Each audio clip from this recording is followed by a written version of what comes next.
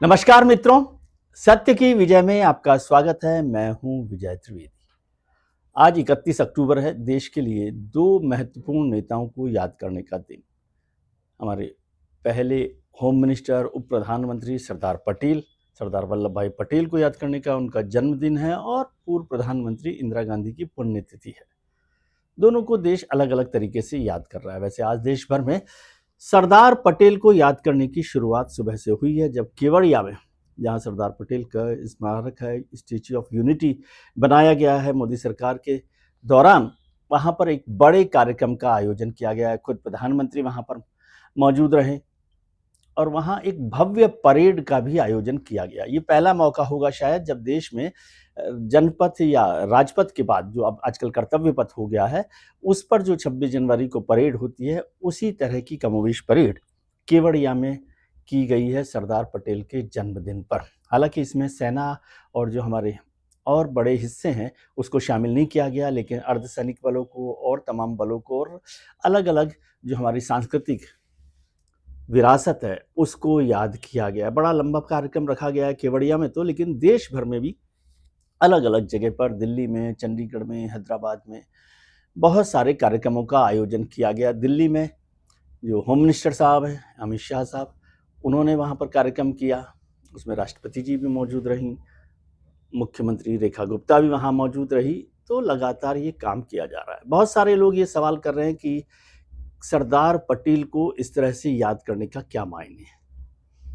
क्या ये इतिहास का, हिंदुस्तान के इतिहास का फुल सर्किल हो रहा है या कोर्स करेक्शन किया जा रहा है?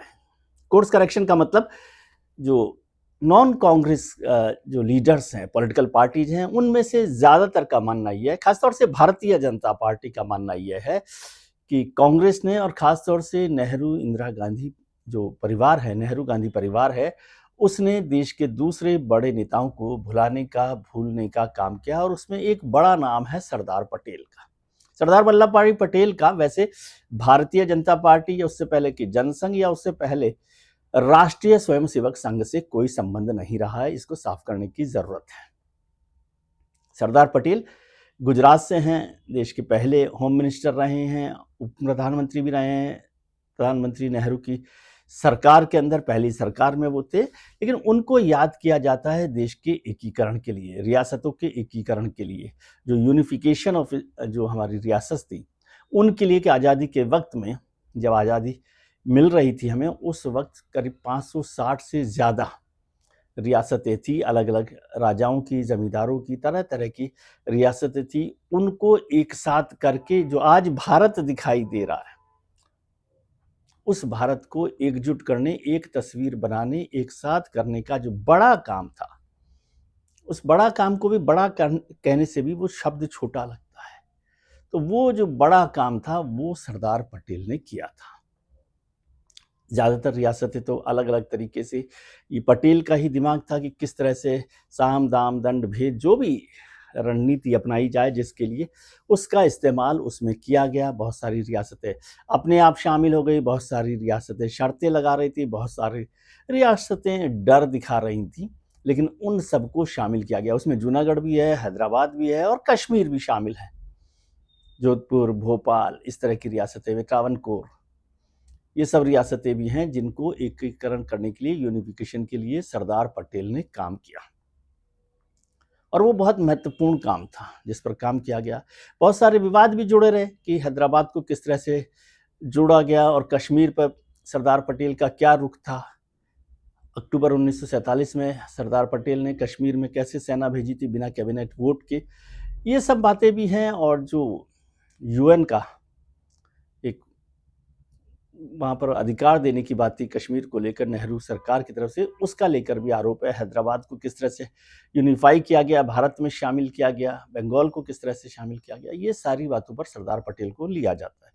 इसके साथ साथ एक और बड़ी बात की जाती है कि सरदार पटेल को प्रधानमंत्री बनने से रोका गया, और जो कांग्रेस की तब की जो यूनिट्स थी, स्टेट यूनिट्स थी, जिन्हें यह अधिकार था कि वो अपना एक कांग्रेस का प्रतिनिधि चुने, अध्यक्ष चुने, और एक प्राइम मिनिस्टर जो उस समय के लिए होने थे, डेजिग्नेट प्राइम मिनिस्टर, या टेम्पररी जो सरकार बनने वाली थी उसमें किसे प्रधानमंत्री बनाया जाए, इस पर गांधी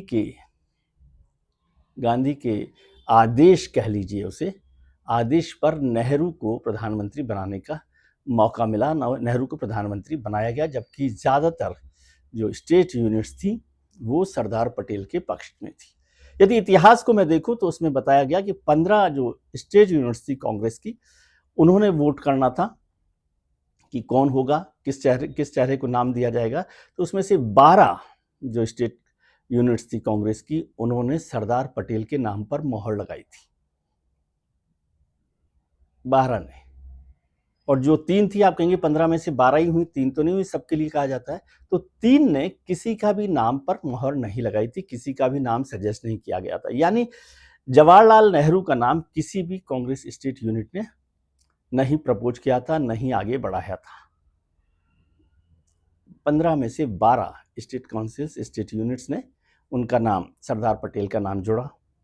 लेकिन गांधी नेहरू को प्रधानमंत्री बनाना चाहते थे, और वो चाहते थे, वो समझते थे कि जो अंतर्राष्ट्रीय और राष्ट्रीय स्तर पर आज अंग्रेजों के जाने के बाद जवाहरलाल नेहरू जैसे व्यक्तित्व की, पर्सनैलिटी की ज़रूरत है। तो उन्होंने इसके लिए इशारा किया। सरदार पटेल ने उसमें से अपने आप को विड्रॉ कर लिया, और कांग्रेस की वर्किंग कमेटी की तरफ से नेहरू को प्रधानमंत्री बनाने का काम किया गया। तो ये एक बड़ा मुद्दा है जिसको लेकर लगातार हंगामा होता रहता है, लगातार चर्चा होती रहती है, और कहा जाता है कि नेहरू, जिनके पास एक भी वोट नहीं था, उन्हें प्रधानमंत्री बना दिया कांग्रेस ने और गांधी ने। इस पर बहुत चर्चा हुई है।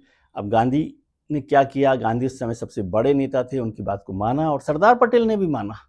ऐसा नहीं कि सरदार पटेल ने कोई उसका विरोध किया, और सरदार पटेल ने भी लिखा कि नेहरू उनके और कांग्रेस के बड़े नेता थे, और उनके ही नेतृत्व में ये सरकार चलाई जानी चाहिए थी। हालांकि मौलाना अब्दुल कलाम ने अपनी किताब में ये लिखा है कि ये मेरी भूल मानी जानी चाहिए, मैं इसे अपनी भूल मानता हूं कि मैंने सरदार पटेल के नॉमिनेशन का सपोर्ट नहीं किया। राजमोहन गांधी, जो गांधी परिवार से जुड़े हुए हैं, उन्होंने भी इस बारे में स्पष्ट तौर पे लिखा है कि सरदार पटेल के नाम पर सहमति थी, लेकिन गांधी ने नेहरू को प्रधानमंत्री बनाया। अब ये समझने की भी बात है कि भारतीय जनता पार्टी का सरदार पटेल से कोई संबंध है, जनसंघ से कोई संबंध है? बिल्कुल नहीं। बल्कि एक जमाने तक सरदार पटेल राष्ट्रीय स्वयंसेवक संघ के खिलाफ थे, और एज ए होम मिनिस्टर उन्होंने ही गांधी की हत्या के बाद राष्ट्रीय स्वयंसेवक संघ पर पाबंदी लगाने के आदेश दिए थे। हालांकि जांच के बाद उन्होंने ही नेहरू को कहा कि इस पर संघ से पाबंदी हटा लेनी चाहिए। राष्ट्रीय स्वयंसेवक संघ का जो संविधान है, जिसमें कहा जाता है कि वो राजनीतिक संगठन नहीं है, वो संविधान भी सरदार पटेल के दबाव में बनाया गया था, और सरदार पटेल ने साफ कर दिया, बताया कि आप एक राजनीतिक संगठन के तौर पर काम नहीं कर सकते, राजनीतिक में सक्रिय हिस्सेदारी नहीं लेंगे। इसलिए उसे संविधान में, आरएसएस के संविधान में शामिल किया गया। तो और सरदार पटेल को लेकर जो बहुत सारे लोग हिंदुत्व की छवि बनाते हैं, उनको भी समझ लेना चाहिए कि सरदार पटेल सेक्युलर लीडर थे, और वो नेहरू में नीतियों के तौर पर कोई बड़ा फर्क नहीं था सेक्युलरिज्म को लेकर। लेकिन भारतीय जनता पार्टी और जो तमाम गैर कांग्रेसी दल हैं, उनको ये मौका मिला गांधी और नेहरू के साथ साथ नेहरू गांधी परिवार को किस तरह से हमला बोला जाए, किस तरह से राजनीतिक तौर पर उनको पुश किया जाए, इसका मौका मिला। और जब से ये मोदी सरकार आई है, भारतीय जनता पार्टी की सरकार आई है, तब से सरदार पटेल को आगे बढ़ाने का काम हो रहा है। मैंने देखा है गुजरात में जो सरदार पटेल का म्यूजियम था, उसमें भी कोई जाने वाला नहीं था, कोई याद नहीं कर रहा था, लेकिन सरदार पटेल की भूमिका को नज़रअंदाज नहीं किया जा सकता। जो नज़रअंदाज किया गया था, ये बात सच है गांधी नेहरू परिवार के दौरान पिछले 60 साल में, क्योंकि केवल नेहरू को एस्टेब्लिश करने की जो एक्सरसाइज थी, उसमें पटेल को पुश किया गया, और उसे बीजेपी और जनसंघ ने पिक कर लिया और सरदार पटेल को अपना नेता बना लिया, प्रदेश का नेता बना लिया। तो इसे मैं कहता हूं कि साइकिल, जो हिस्ट्री का पूरा जो सर्किल है, सर्किल फुल हो गया है, फुल सर्किल हो गया है। लेकिन इस चक्कर में क्या हुआ कि पटेल को याद करते करते हम अब इंदिरा गांधी को भूलने लगे हैं। नेहरू को तो भूल ही रहे, नेहरू के लिए अलग तरह की कोशिश हो रही है, लेकिन इंदिरा गांधी की आज पुण्यतिथि है। और आपको याद होगा कि इंदिरा गांधी का असैसिनेशन हो गया था, उनके ही अंगरक्षकों ने उनकी हत्या कर दी थी उनके घर पर। वो 31 अक्टूबर की सुबह थी। तो उसे देश के लिए बलिदान माना जाता है कि जो ऑपरेशन ब्लू स्टार हुआ था, हालांकि भारतीय जनता पार्टी उसे बड़ी गलती मानती है, बहुत सारे लोग उसे बड़ी गलती मानते हैं कि अमृतसर में स्वर्ण मंदिर में जिस तरह से सेना का प्रवेश किया गया। वैसे बहुत सारे प्रदर्शन उस दौरान जनसंघ जो के बाद भारतीय जनता पार्टी बनी थी, भारतीय जनता पार्टी के नेताओं ने अमृतसर में, दिल्ली में बहुत सारे प्रदर्शन किए थे, जिसमें स्वर्ण मंदिर में सेना की कार्रवाई की मांग की गई थी। ये भी एक तथ्य है। लेकिन उसके बाद ऑपरेशन ब्लू स्टार के बाद जो नाराजगी बढ़ी, तो इंदिरा गांधी की हत्या उनके अंगरक्षकों ने कर दी और देश भर में पुण्यतिथि उनकी मनाई जाती है। लेकिन आज वो एक भूली बिसरी स्मृति के तौर पर हो गई है। सवेरे इंदिरा गांधी के जो स्मारक है, वहाँ पर गांधी परिवार के लोग, कांग्रेस के लोग, मल्लिकार्जुन खड़गे साहब, सोनिया गांधी जी, राहुल गांधी जी और वहाँ गए थे और उन्होंने श्रद्धांजलि अर्पित की। सरदार पटेल को याद करना जरूरी है, तो इंदिरा गांधी को याद करना भी जरूरी है। इंदिरा गांधी को भुलाने के लिए सरदार पटेल को याद रखना और उन्हें आगे करना कोई बेहतर बात नहीं होगी। ये एक बात समझने की जरूरत है कि किसी भी नेता को, किसी भी हमारे महापुरुष को बढ़ाने के लिए, उसे याद करने के लिए किसी दूसरे बड़े नेता या महापुरुष को खत्म करना जरूरी नहीं है। राजनीतिक तौर पर ये भले ही फायदेमंद हो सकता हो, लेकिन देश के इतिहास में इस तरह से मिटाने और नज़रअंदाज करने का रास्ता ठीक नहीं है, जो पिछले 50 साल में भी किया गया। बहुत सारी बातें हैं सरदार पटेल को लेकर। ये भी होता है कि अगर वो प्रधानमंत्री होते तो क्या क्या होता है, इस पर चर्चा फिर किसी और दिन करेंगे, क्योंकि सरदार पटेल होते तो क्या होता, और अगर नेहरू नहीं होते, हो सकता है सरदार पटेल प्रधानमंत्री बन जाते, तो हम इस बात पर चर्चा करते कि नेहरू जो मॉडर्न इंडिया के नायक हैं, वो होते अगर प्रधानमंत्री, तो क्या होता भारत का।